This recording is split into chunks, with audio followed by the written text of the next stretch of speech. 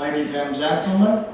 My name is Francesco Priolo, and it's a great pleasure for me chairing this afternoon session and introducing Professor Albert Polman as an invited speaker of this plenary lecture.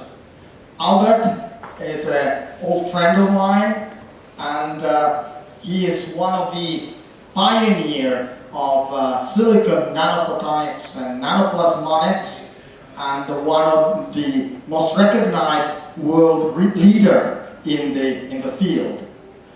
Albert has actually been for several years director of the F1 AMOLF Institute in Amsterdam, where he currently coordinates the program Light Management in new photovoltaic materials, being also a professor of photonic materials for photovoltaics at the University of Amsterdam.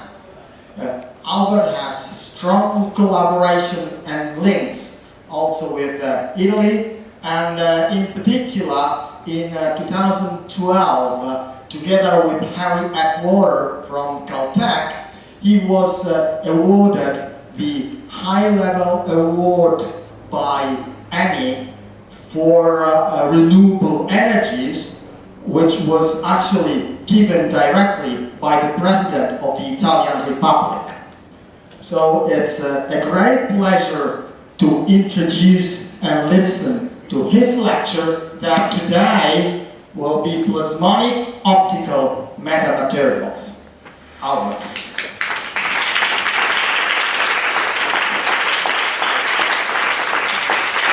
Thank you very much, Francesco.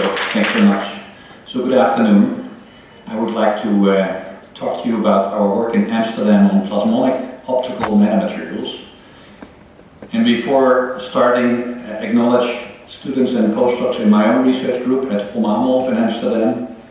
This is also collaborative work with the Energy Research Center of the Netherlands, ECN. Philips Research played a key role as well, and then a long-standing collaboration with Harry Atwater's group at Caltech. Now, this is a talk about nanophotonics. So nanophotonics is the science of light at the nanoscale. And obviously we all know that's important and interesting because that's the scale smaller than the wavelength of light. And the field of nanophotonics, I would say, is about 10 years old. I mean, with some predecessor work in the earlier years. But to do nanophotonics, to manipulate and understand light at a scale much smaller than the wavelength, you have to make things at that length scale. And 10 or 15 years ago, we just did not have the clean room techniques, electron beam lithography. We didn't have focused ion beams. We certainly did not have soft imprint. So we just couldn't make things at that scale. And that's, you know, why nanophotonics only took off about 10 years ago. And what I'm going to do before explaining to you what plasmonic optical metamaterials are, is show you 3 slides of what advances I think have been made in nanophotonics research and technology. The first slide shows you what the basic building blocks are in nanophotonics. By the way, these 3 slides are all from a review paper that we just published earlier this year in Science. So if you want to know more of the details, you can read this later on. So nanophotonics, maybe in its first start, was about photonic crystals. If you have dielectric materials of very high optical quality and you structure them at the nanoscale, light will bounce back and forth in these structures. You can create photonic band gaps, you can create photonic light cavities. That's a field that actually was active before 2005 when nanophotonics really took off. That really happened because plasmonics came in. Here are 2 building blocks based on plasmons. Plasmons are, as you know, are the oscillations of the free electrons in a metal. In its simplest form, you can just take a metallic nanoparticle. This could be a gold sphere, say 15 nanometer diameter. It has a very high density of unbound electrons, and they will oscillate very strongly at a very high amplitude with an incident light beam. So they're very strongly polarizable. So their optical cross-sections are much bigger than their geometrical size. So you can say plasmonic particle, a metallic nanoparticle, and its plasmon resonance is sort of one elementary particle of nanophotonics. You can, by the way, also do this in a dielectric cavity. If you make a small silicon sphere, then also there you now have a geometrical resonance inside, so not because of the free electrons, but because of the confinement of light inside. And that's called a me resonance, and I would also call that a second elementary particle of nanophotonics. We either have plasmonic or we have me resonances. Plasmonic waveguides are another plasmonic variation where now light will propagate at the interface between a metal surface and a dielectric. There's nothing magic about this. You can just solve Maxwell's equations. If you know the dielectric constant of the metal and of the dielectric, you will find there is one solution where light just propagates and it's bound at this metal dielectric interface. So what's special is that it's very evanescently bound, so it's exponentially decaying in both media, so it's very tightly confined at a scale 10 times smaller than the wavelength. And if you take two metal plates and you bring them very closely spaced together, say 10 nanometers, you can actually squeeze the light in between and also modify the wavelength and the dispersion of light very strongly. Then this field started to move on to more complex geometries. And first, interestingly, the 3D metamaterials, where you now make resonant nanostructures, for example, these spiral structures that can generate chiral light and change the degree of circular polarization of light. So these are three-dimensional architectures where light will come in and then scatter off and then be modified in a certain way.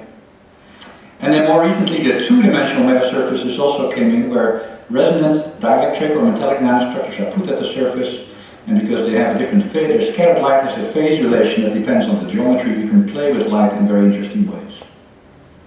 So that's basically where we are in the nanophotonics field, and this is what you would call metamaterials. These are new materials where the effective optical properties are determined by geometry and structure, and of course materials composition, and they lead to properties that do not exist in natural materials. So that's the definition of an optical metamaterial.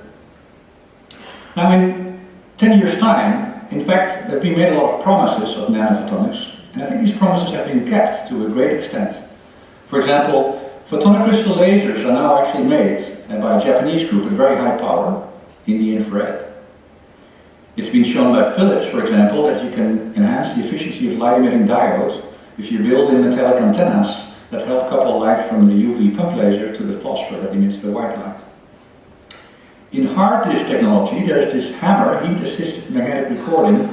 It's hard to see in this cartoon, but if your hard drive material is down here and you want to thermally drive a bit on and off here, there's a plasmonic taper, a metal nanowire that confines the light to a scale much smaller than the wavelength. It's also commercially developed. In photovoltaics, nanopatterning has made silicon black, so this means you couple lighting more efficiently and you trap it more efficiently. Nanopatterning comes in there also. You can buy smartphones and tablets now that have metal nanowire grids that replace the transparent ITO contact on top. And the metal nanowires serve as transparent conductors. And this is a picture taken with a CCD imaging camera where the color was defined by plasmonic nanoparticles that were integrated with the CCD pixels. And this is really, are some demonstrated applications, because there are many more, and I'm sure some of you in the audience also have worked on many other applications that are not mentioned here. So we can dream ahead. Nanophotonics will just go on. We can look at what are the new areas. So, if I were looking for a new research topic and start a new research group, for example, I would consider nano-optomechanics, where at the nanoscale, the momentum of a photon is so large it actually can affect mechanical motion. Or you can cool mechanical motion with a quantum mechanical ground state, or get squeezed light. You can think about photonic integrated circuits where we now deal with non-reciprocity. Right? So that would make optical circuitry much more easy to make, because we don't have that optical component yet. We can think of optical computing metasurfaces, where we then engineer the nanostructure at the surface and manipulate light in such a way that you effectively perform a mathematical operation. For example, take the derivative. Maybe you can switch that, so you can compute. And then there's a whole new area of 2D photonics, where plasmons will propagate over graphene, for example, and you can tune the plasmon wavelength electrically, so you can electrically make integrated circuits at length scales that are compatible with electronic integrated circuits. These are just a few examples. But it tells you nanophotonics is very alive as a science and a technology. So now we move to plasmonic optical materials. So now I'm going to just talk about a small section of the plasmonic nanophotonic research field, a section that we have worked on in my group. And I want to cover briefly 4 different topics. First is to show you optical metamaterials that we made based on plasmonic waveguides, in which light bends the wrong way. And we use that to make a lens that is actually flat. So I'll demonstrate to you very recent data on a metamaterial flat lens. And then learning about plasmonic wires and nanogeometries, we apply that to make photovoltaic systems with enhanced efficiency. So I'll talk about transparent metal nanowire networks. And then all the way at the end, I have a few slides on a completely new effect that we have discovered about a year ago. It's called the plasmo-electric effect, where if we have an all-metal nanostructure and we shine light on it, we create a photopotential. No semiconductor material involved, pure metal. So let's talk about metamaterials first. So I mentioned to you a metamaterial is a material that by its structure and geometry, its architecture, has engineered optical properties, ideally to an extent that they're not existing in a natural material. And what is the simplest metamaterial we can think of? It's just a multilayer. If this is a cross-section of films of silver and silicon nitride, so a metal and a dielectric, a very good plasmonic metal with low loss, relatively low loss, and a highly transparent dielectric, then in this particular structure, I can shine light on from the side. That's the direction of the K vector here. And now I have to first define the polarization, because this material is clearly completely anisotropic. If I look at the dielectric constant, that's a tensor, where I have two transverse elements here on the diagonal, and then the Z dielectric constant. So that means in the plane, obviously in X and Y, we have two epsilon values, and the normal direction, we have another one. And in fact, the in-plane dielectric constant is a simple geometric average. If you know the thickness, if you know epsilon, you just take the average. And in the Z direction, in the normal direction, it's a slightly more complex equation. These equations assume we have infinitely thin metal films and dielectric films that are stacked on top of each other. And if we know the dielectric constants and we know the thickness, we can calculate the effective epsilon. And obviously, this is a very anisotropic material now. Here are the dielectric constants of silicon nitride. So, epsilon is slightly above 4 here, between 4 and 5. Here is silver. Silver is a plasmonic metal. It's a Drude metal, so it means if the frequency is low enough, the wavelength is high enough, dielectric constant is negative. The physics behind this is that in a metal, when you have a lot of free electrons, you pull them with an oscillating field, and the field is very slow. The moving electrons are out of phase with the driving field, and that means epsilon is negative. And that's now incredibly interesting, because now we have a positive dielectric constant and a negative dielectric constant, and we can mix them. So, in the end, what we're interested in is the dispersion relation. The dispersion relation tells you I come in with a certain wave at a certain frequency and wavelength in vacuum. The dispersion relation will tell me what's the wavelength at that frequency inside the metamaterial. Right? So I come in with K0, it's the incident wave vector, and then the K in the Z direction here and the K in the in-plane direction are given by this very simple equation. So let's see if we can just make this material. And the way we do this is we take a silicon nitride membrane, it's a TEM membrane, and we evaporate a thin chromium layer on top. And then with focused ion milling, we mill slots. So here we see them in cross-section. So these trenches will move into the plane of the screen here. Then we do reactive ion etching to etch these trenches in the silicon nitride. And then we thermally evaporate silver. So now we have silicon nitride lamellae that are infiltrated with silver. And in principle, here's our metamaterial, except it's covered by the excess silver here. So then we have developed a new technique which we call focused ion beam shaving. We come in under a very oblique angle and we sputter away the silver at the surface. And so here we're left with our metamaterial of alternating silver and silicon nitride layers. If you look from the top, this is what it looks like. You see it's very nicely homogeneous, and in this particular case it's about 8 by 8 micron field, which in cross-section looks like this. So these are alternating metal and dielectric layer structures. So now we want to test what's the effective dielectric constant of this very simple material, simple layer metamaterial. And the way we do that is by interferometry. So the light shines in from the side. So I should say that's a little confusing here. The lamella are standing upright, so light comes in from the top. In this cartoon, that means from the side. And it goes through our metamaterial to a photodetector. And then we have a second branch where that interferes with the photodetector that is going through an oscillating piezo mirror. That means over time the signal on the photodetector, of course, is oscillating, And then if we take away the sample, we measure the oscillations again for the reference and the sample, and from the difference in phase, obviously we get the phase shift through the metamaterial, and through a small, simple conversion, we can again derive the dielectric constant. So if we just do a very simple effective medium calculation, giving the layer thicknesses that we know, we would think that the dielectric constant actually drops down as here in the dashed line. And here in the colored graphs are the measurements. So for 85, 170 and 200 nanometer pitch, so that's the period of our layer geometry. And so clearly we see in these very simple measurements, basically, simple structure, yes, we can effectively vary the dielectric constant of the material over wavelength, and we can tune it by geometry. If we vary the pitch, then the larger the pitch becomes, the further away we're from the effective medium approximation, and in any case, depending on wavelength, we can tune the epsilon.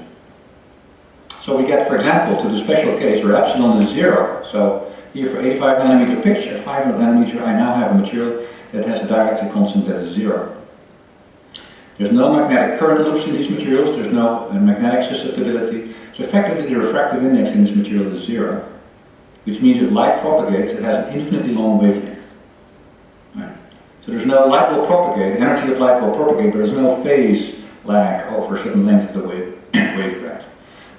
So that has very interesting applications in integrated optics, for example.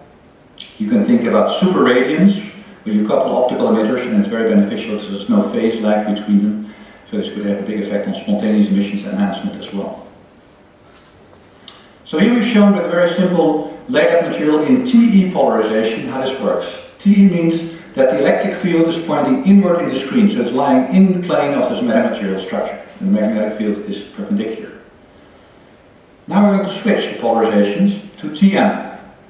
So now the electric field is not in the plane, but it's standing upward. Light is propagating in this particular direction. Now it's getting a little more complex. Let's look in cross-section here. This is the field distribution in such a waveguide. And again, I should apologize. The cartoon light comes this way. In this cartoon, light would come from the top, from the bottom, propagate between the metal, and here's the dielectric, and here's the metal. And now we solve for Maxwell's equations. We find Plasmon modes. So that means the light is concentrated at this interface here, and in fact we find two solutions. There is a symmetric and an anti-symmetric field distribution. And so this is the anti-symmetric field distribution. We plot the HY field here, and this is the symmetric field distribution. So now it's interesting to look at the dispersion relation for these particular distributions. So let's plot it here. So the dispersion relation tells us what is the relation between the wave vector and the material. So light will propagate here with a certain wavelength, or wave vector, and the frequency of the light that we put here at the incident that we come in with. And it turns out the dispersion relation, here's the 0, here's the wave vector, has two branches. There's this TM symmetric mode that has this field distribution, and there's the anti-symmetric mode that has the distribution I show you there. And they actually occur in quite distinct regions of the frequency range. So in the visible spectral range here, in the infrared spectral range, the low frequencies here, we have the symmetric TM mode. But interestingly, if we go higher in frequency, there's no solutions on this side anymore. We have this asymmetric mode here, but it occurs for a negative wave vector. So now we have actually found that light will propagate with a negative wave vector, a negative phase velocity. So it means if we shine light on that material, the energy will actually propagate, but the phase will actually move in the opposite direction. Right? So the pointing vector, by causality, the energy will always flow forward, but if we offer phase from vacuum coming in, then inside the material, if you just look over the time, how the field oscillations vary as a function of space and time, they actually move backwards. Right? So if I want to really do a good demonstration here, this is kind of moonwalk for light, right? The energy goes forward and I should, with my feet, move backwards, but I cannot imitate Michael Jackson so well, but you get the idea. So what's the implication? Well, it implies if I have a layered metamaterial like this, if light would come in under a certain angle, it will actually bend the wrong way, right? The effective K-vector effective index is negative, and Snell's law will tell you the light will actually bend the wrong way in the planar direction, in the XY plane. Now it turns out, we can also study how light will propagate in the Z direction. It turns out If you do it right, that light can actually propagate in the plane, but it can also hop from one waveguide to the other one. So actually light can also propagate in the z direction, and therefore we can assign a wave vector to light in the z direction as well. And if you do it right, also the k vector in the z direction can be made negative. Right? And that means we now have a material that has a negative wave vector in x, y, and z. And for the specialists, the reason that this is actually a double periodic structure is that for coupling to occur in the z direction to lead to a negative wave vector, you actually have symmetric modes to couple between these layers, whereas the original layers had anti-symmetric modes. But then two layers together can have a symmetric mode, and they couple and make this negative index. But that's a detail. The way we in the end characterize these materials with a graph like this, we call this the isofrequency contour. So the axes are kx, ky, and kz. And a sphere like this will tell you at fixed frequency, fixed vacuum wavelength, what is the wave vector in x, y, and z directions. And if this is a sphere, we have now made an isotropic material with the same refractive index in all directions, which in this particular case is negative. Right? We can actually do such calculations for multiple wavelengths, and from that derive also that the group velocity is negative and in what direction the Poynting flux goes in the material. And the result is that light can come in now also propagate towards the z direction and it will bend negatively. The energy will bend the negative way and the phase will move in the opposite direction as in which the energy will flow.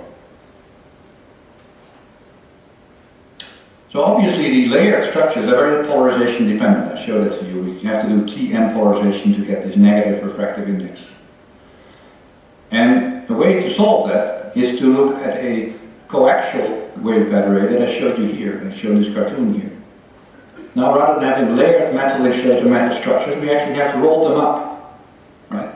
So we have cylinders of dielectric. In this particular case they could be made out of silicon, and the surrounding and inside the cylinders we have silver. So now we have a plasmon waveguide. It's quite complex. We have a silver-silicon interface at the inside.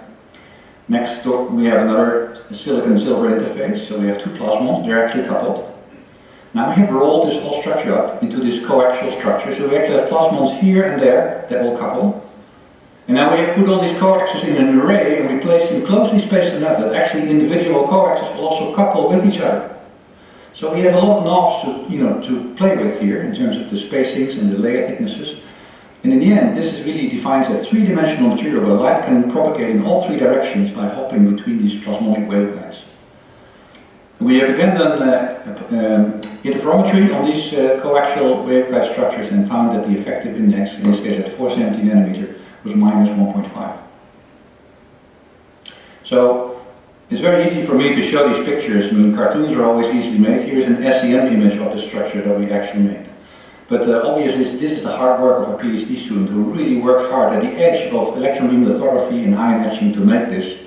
And just to, as a flavor of, what is this, how is this made, we take a silicon substrate, we put the HSQ photoresist in which we write rings with electron beam lithography.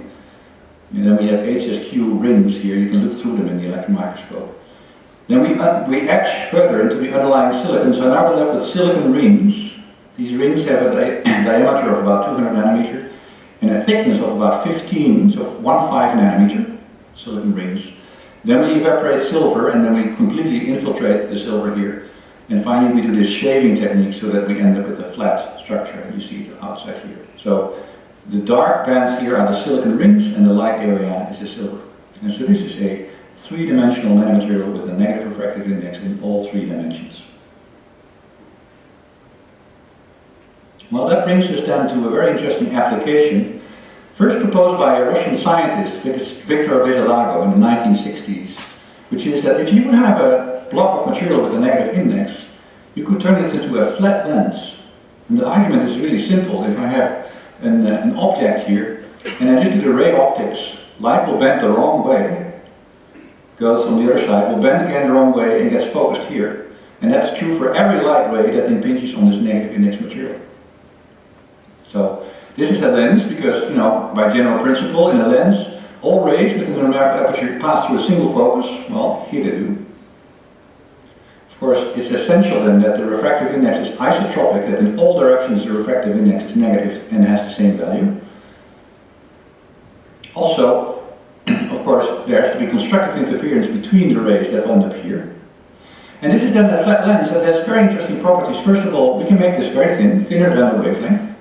It actually just depends on what distance we want between the object and the image. The lens has to be half the thickness. Right? The lens thickness is always half the distance between object and image. This flat lens has no optical axis. Right? Rather than a conventional lens where for a good image you have to be on the optical axis, the object can be anywhere above the lens. We can also vary the focal depth. If we just move the object a little further up, well, the image will shift by the same amount down here. And it's a direct image. It's not a mirror image as with a conventional dielectric ray optics lens. So now we're going to do this and make this material and make this lens. So we start out again with this layered metamaterial that I introduced to you in the beginning. In this case composed of titanium oxide and silver. And I can draw the dispersion diagram, or I can draw the isofrequency contour again. So remember, this was at a fixed frequency, fixed wavelength, 364 nanometer. This plots the relation between the incoming wave vector, kx. So light comes in from air here, it has an in-plane x component, and that also defines the z component. And then this graph will tell you what the z component of the wave vector is as light is refracted into this material. Of course, kx always has to be conserved at the interface, so that we know kx in the metamaterial, but from this graph we can also read what kz is, so now we have complete the angle information of where the light will bend. In fact, for a lossless material, the energy, the pointing flux will go in a direction that is normal to this isofrequency contour. But this is just a calculation of Maxwell's equations, the Fresnel calculation for this layer geometry. For every incident angle, represented by a wave vector, we know the kz inside the material. Now, for this particular case, we did a really homogeneous metamaterial, 1 nanometer layer thickness for the oxide, 3 nanometer for the metal, so it's a very homogeneous material. This is what we get. You can already see the incident angle k, and then the pointing flux s, they don't have the same angle. And so that means energy refracts into the material at a different angle than at which the light comes in.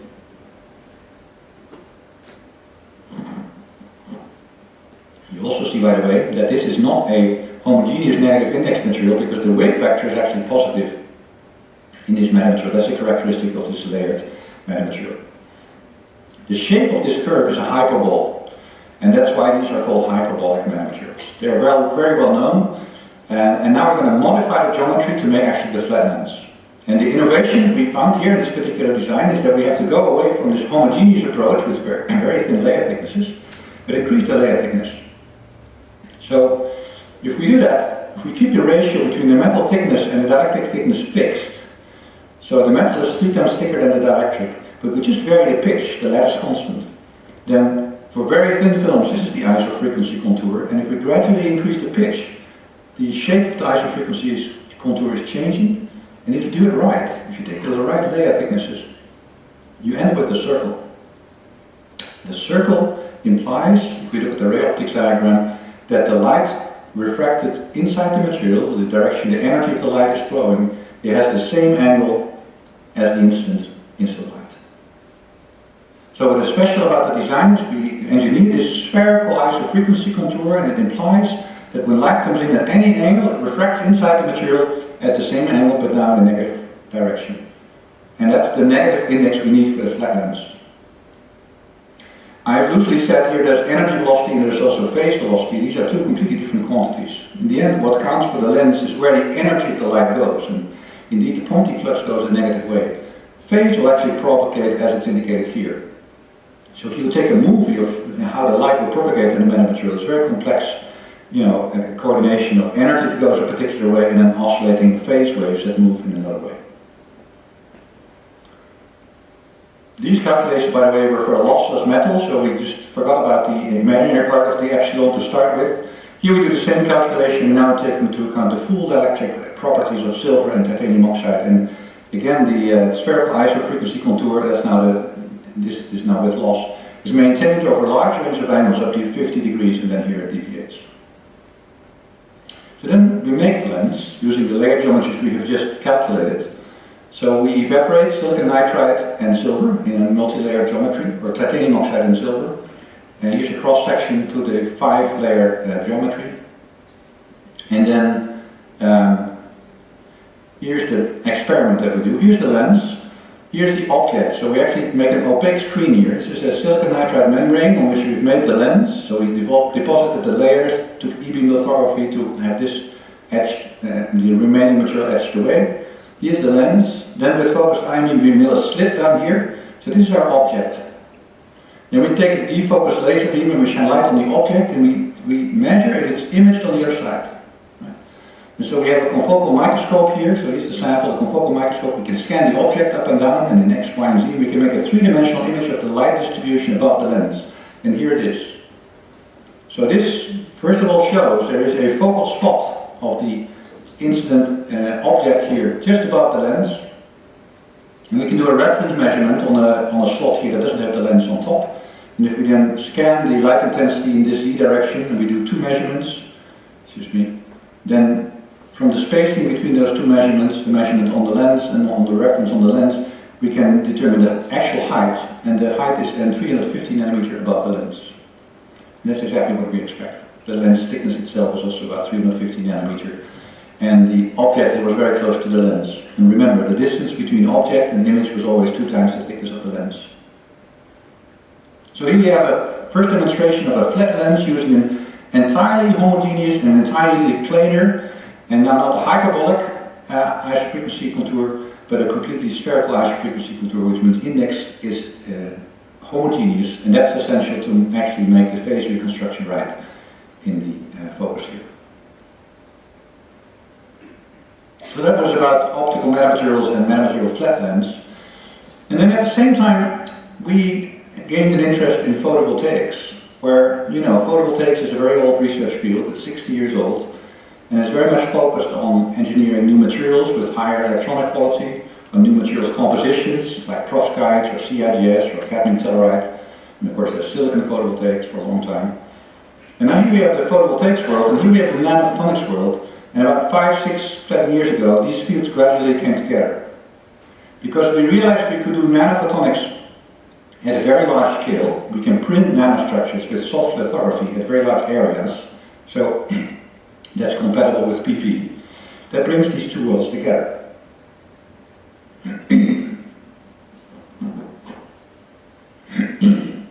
So why would you want to do that? Well, a big problem with photovoltaics is light coupling and light trapping. And nanostructures can actually help couple light into a semiconductor material and help trap it in the material. We've seen several very nice examples here at the conference. And another one, a very important one, is the top contact. Many photovoltaic cells have top contact materials that actually reflect the light. You'd rather get rid of them because that increases your current on the photovoltaic cell. And this is where metal nanowire networks come in. So the idea is that we take this photovoltaic material and print or fabricate an array of very thin metal nanowires, about 60 nanometers, so much smaller than the wavelength, that are loosely said invisible for the light. Of course, not invisible. The light will actually excite plasmon resonances, but these plasmon resonances can then preferentially forward scatter into the semiconductor underneath. So they're not necessarily bad news. They actually can help couple the light into the wafer underneath. And of course, at the same time, these wires have good electrical conductors. At least that's the idea. So first we took electron beam lithography and made this square array of wires, 60 nanometer diameter, 60 nanometer height, and the width we varied as you see here. This was made by e-beam lithography, and then we do optical transmission as a function of wavelength. So we put these grids on glass and we look at that transmission. And here you see the transmission spectrum for very thick wires. Of course, they shade a lot of light, 110 nanometer, but as we make the wires narrower and narrower, 45 nanometer, we actually have a transmission between 80 and 90%. Now there's some very interesting features in this graph. First of all, there's a big dip here. Well, that's because we excite a localized plasmon resonance. If this is a cross-section in the wire, and light comes in from the top, the oscillating field in the in-plane direction here will excite the surface plasmon, a localized plasmon, and that causes some dissipation. That you don't want, so you want to get rid of that. Then also, Light will come in from the top and generate a surface plasmon polariton that propagates along the wire. So in the wire here, there's a plasmon that propagates along the wire. This is what's called a Sommerfeld plasmon. It's sort of, you feel it folding around the wire and propagating in the plane. And well, how can you excite it? Well, this actually is a grating coupler that provides the momentum that is needed for the light that comes in from the top to couple it to these plasmon nodes. That's this dip. You also don't want that. And then to a big surprise, there was a dip here. It's because if in cross section you take two wires, there's a plasmon, a metal insulated metal plasmon in between. Even though these wires are micron spaced apart, these two plasmons, they will interact with each other, and that causes this dip. And now that we understand these fundamental plasmon excitation mechanisms, we can try to get rid of them, because if you play with the dielectric environment around these metal nanostructures, you can shift plasmon resonances away from the solar spectrum, say, if that's what your goal is. We can also take IV curves on these wire grids. They show nicely ohmic behavior, and then we get the sheet resistance that can be as low as, for this particular geometry, 17 ohm per square. Well, that may not mean much to you, but in the end it's about the trade-off between what's the resistance and what's the transmittance. And then we have to compare it with the commercial material that's used in many display and photovoltaic technologies, which is ITO. And it turns out we can actually beat ITO. And ITO really is a material you want to get rid of. It's expensive, it's brittle, it has indium, which is a rare element, and also it absorbs light in the UV and in the infrared. So we think we can actually replace ITO with metal nanowire grids. But if you want to do it in a photovoltaic system, you have to have a way to print these grids at a very large area. So we have developed a soft imprint technique where we have a rubber stamp, it's as big as a 6-inch wafer, that has the nano pattern made in it. You have to do one-time e-beam lithography or interference lithography, you make the pattern.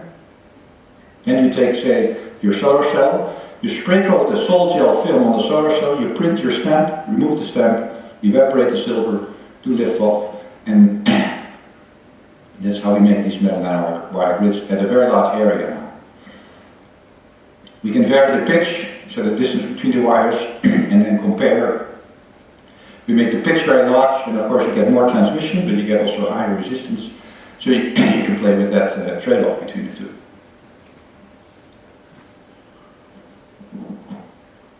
So metal nano, or ITO I should say, is on many different semiconductor materials.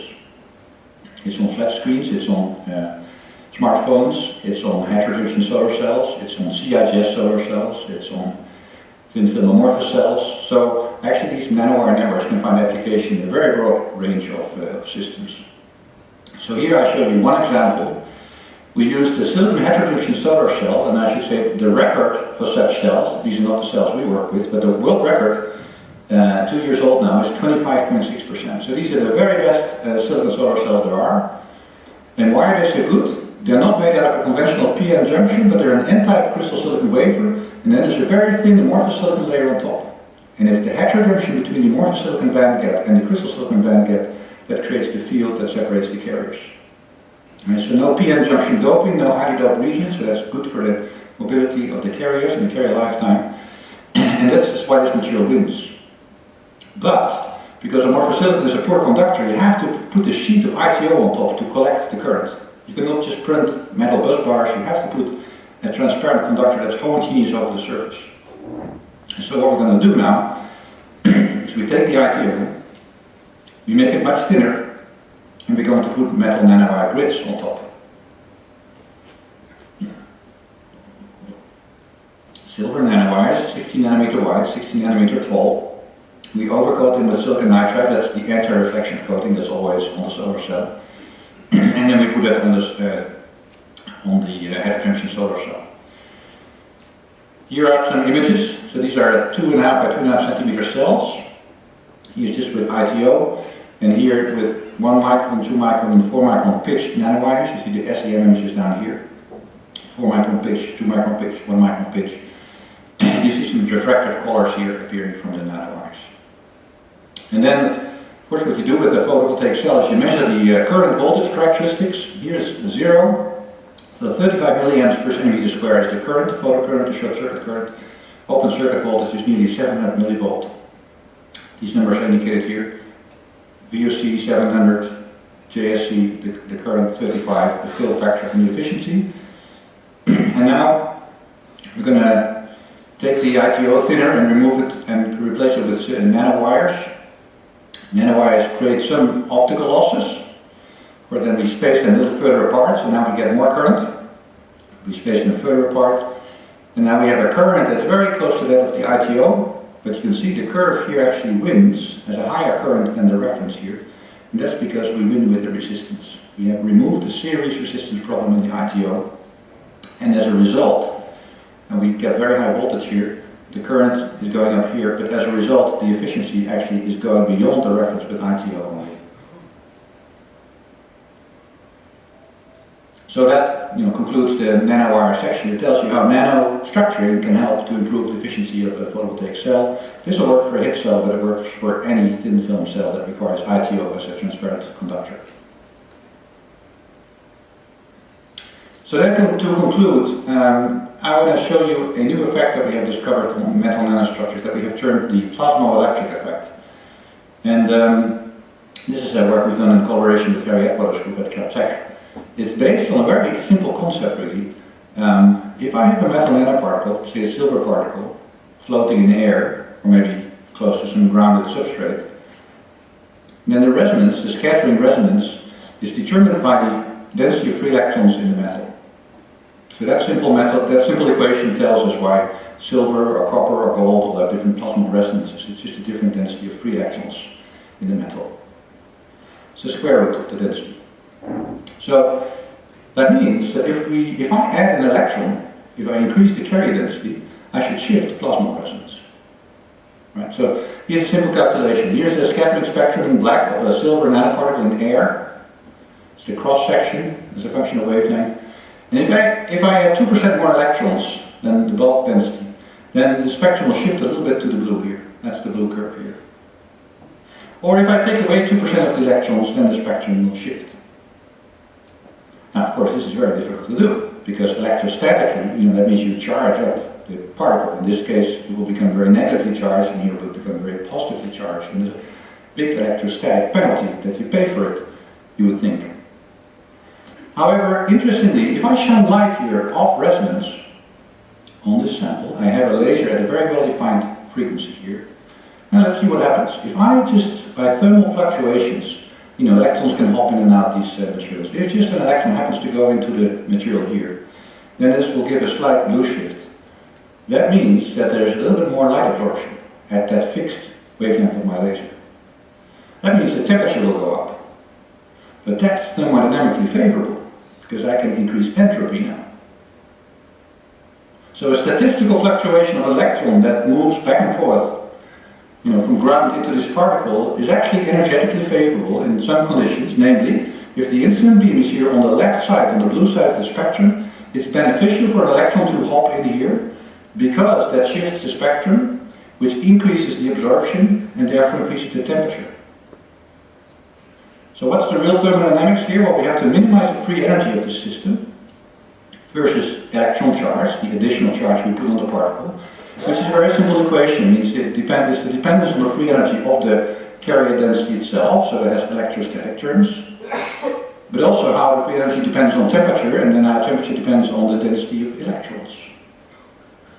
Well, from thermodynamics we recognize these terms. This is the chemical potential, this is entropy, and what's dTdn?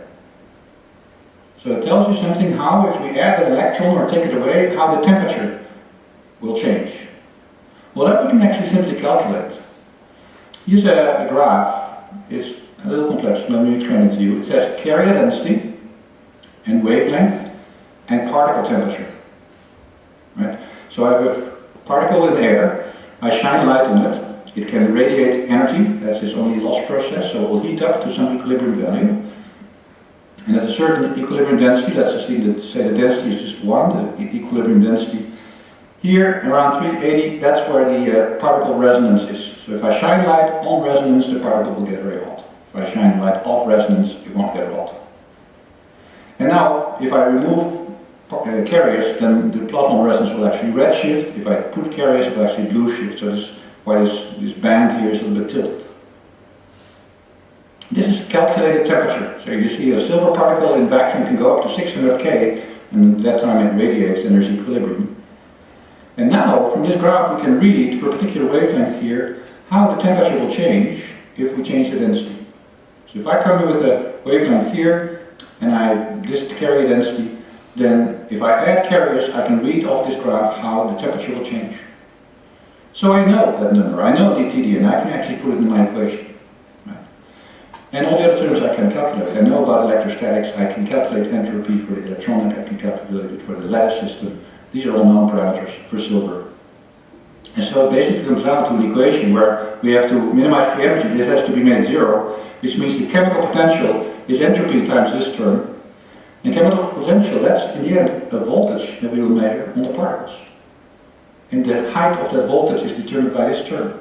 And that's just an intrinsic property of the plasmonic system. So we can calculate for a silver particle in vacuum, if we vary the illumination wavelength, actually it will have a negative voltage here, 200 millivolt. Then it goes through resonance. Here on resonance there's no energy to gain. And then for a longer wavelength actually it will create a positive photovoltage. At least that's what the theory predicts. So then we did the experiment. Here's an array of silver colloids on an ITO substrate. This is the scattering spectrum. It's not so clean because there's a variation of sizes of silver colloids within the focus of the imaging system here, but we are on resonance at about 560 nanometers, the peak of the resonance. And now we scan with what's called Kelvin probe microscopy. So it's an atomic force microscope. We can measure the photopotential at the surface.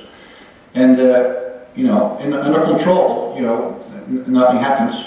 But if we shine light, at a milliwatt per centimeter, or say a kilowatt per centimeter square, of course the spot is much smaller than a centimeter square, we can see a negative photovoltage. It's minus 12 volt. And then here we go through resonance, and then at large resonance, above the resonance, we actually get a positive photovoltage. Now the last slide I'll show you is in a much more controlled system. Rather than having this random array of colloids, we actually made, more in a circuit type architecture, an array of holes in a metal foil. So in cross section, this is a glass substrate. We have a metal film, it's only 20 nanometer thick, and we make an array of holes. And now actually plasmons can propagate over the surface of this hole array, but they will scatter back and forth between the holes. And the resonance is then determined by the pitch between the holes. So if I take such an array and take the absorption spectrum, it actually has a resonance. The resonance, as I said, is determined by the spacing between the holes. So if I make multiple arrays and I vary the spacing from 175 up to 300 nanometer, I can see I make samples with different resonance frequencies. So it's like the colloids, but here now we control the resonance just by geometry again. And now, on each of these hole arrays, we do this Kelvin probe microscopy and measure the surface potential.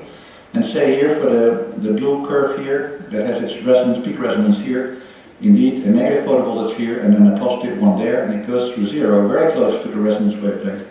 And as we move to other samples with higher, longer wavelength resonances, these S-shaped shapes also move exactly as we expect from theory. So this is an entirely new effect. You just need a metal, no semiconductor involved. You shine light at an off-resonance wavelength and you create a voltage. The voltage is negative on the blue side, it's positive on the red side.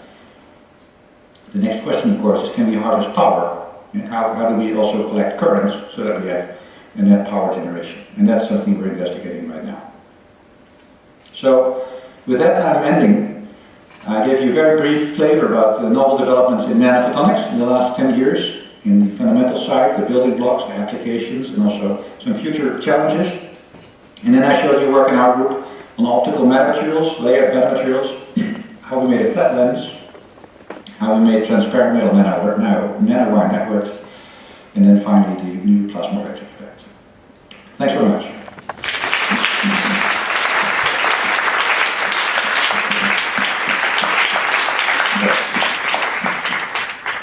Thank you, Albert, for this fascinating talk and all the things that we can actually do and hope to do in the future. And this paper is now open for discussion.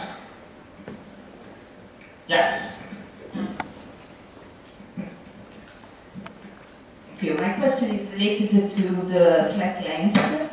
Could you comment a little bit on, I would say, chromatic dispersion which would lead, I think, to a sort of chromatic aberration in the length, so displacement of the focus maybe, or enlargement. Yes, so chromatic aberrations are very strong here, because the calculation I showed with these isofrequency contours are all at one frequency, and then the structure is optimized for that particular frequency. So as with all metamaterials, because the optical constants are so dispersive, they will work best at one wavelength.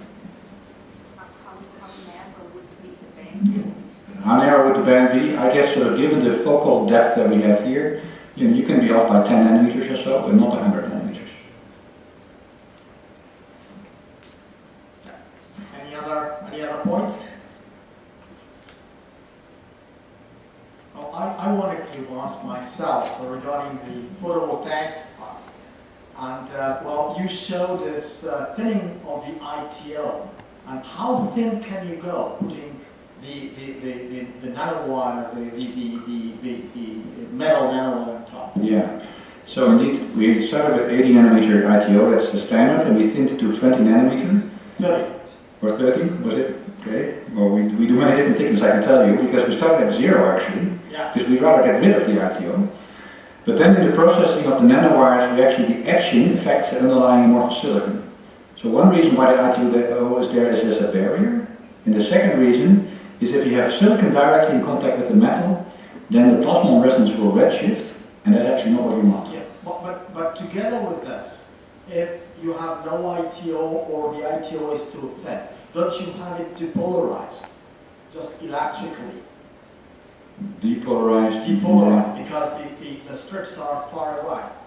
And therefore the field is not uniform. Exactly. So also, I mean, for electrical conduction, you still need that last bit. Right. That's exactly why it's there also.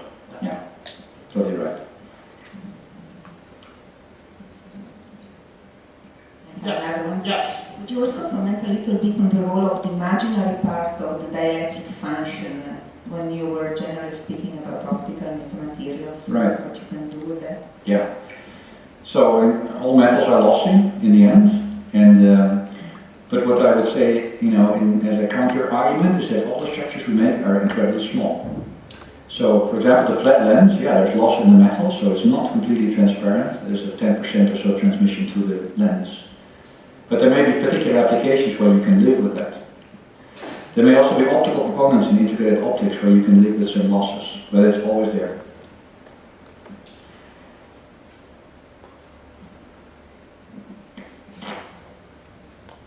Other comments? Let me actually ask another point, which is more general. I can see many young people in the audience, and many of those are actually working on nanophotonics. And I'd like to start at the beginning of your talk, where you were suggesting, could you suggest more? What would you do if you would be in the stage of starting actually a PhD in this field? What is your suggestion for the youngest people in the audience? What is the real place where you want to be today? I think there are several places where you want to be, and everyone has their own taste also, right? So I can only give my personal opinion. But in general, I would say the field is incredibly alive, right? We have you could argue, we have nanofabrication under control now, so we know how to, manipulate light at the nanoscale. And the next step would be to integrate light with another degree of freedom. So another degree of freedom is acoustics, mechanical motion. It could also be spins. It could be, in general, how do you couple spontaneous emission to photonic nanostructures? Or how do you couple excitons to nanophotonic phenomena, and that brings you to photovoltaics. So combining light with another degree of freedom, I think, is a new direction. Energy research will never go away, right? The energy problem is the biggest problem we have in our society, maybe. So if nanophotonics can help, solve some of these problems, this is also a fantastic area to be in, I would say. If you want to be on the really hardcore condensed matter side, I would say get into graphene plasmonics or some of these other two-dimensional materials and see how you can play with light with them. And reminding you all and myself that this is the year of light. I thank you again, Albert Polman, for this fascinating talk.